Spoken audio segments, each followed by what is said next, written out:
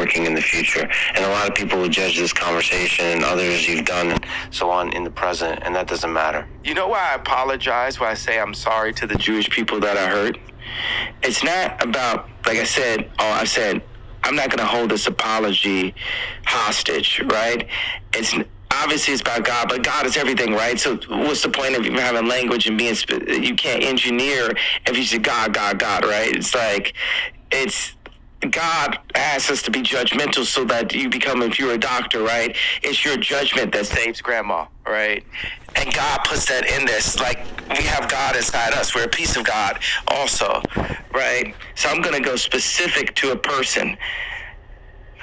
That story about Da Vinci alone is enough of a reason for me to give a sincere apology to the Jewish people, because I do believe that there's a Da Vinci code inside of all of my misspellings and scribbles right here that God wants me to get to the world. And when I'm in my way, if God has set something on me, when I'm in my way, I'm in God's way. Now, I can point at other people and say, hey, you guys are in God's way because you're not listening to me. But if I'm in my way, I'm not listening to God. And for me to be a philosopher and a leader, or whatever other language, I have to listen to God. So before God, what I would do is start off as a samurai and say, I'm sorry for hurting you. As a Jewish person, fair use for research purposes only. I'm sorry for the way that made you feel, and I'm sorry for the entire population of a race that I feel is actually my brothers, because I classify and feel that I'm also connected with Christ in that way, that my people came from Africa in that way.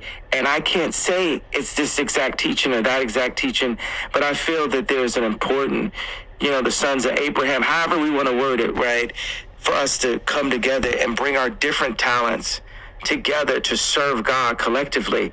And he, as much of an alien as I am, he did not call for me to alienate. And that's what the problem has been, especially in politics and in America. He placed America as the TV, as the radio to the world. We invented rock and roll, right? We are the influencers of the rest of the planet. We're the youngest startup in history, right? We're the youngest country. Read Romans chapter 9. God separated the nations. It's not for Abraham's children all to come together.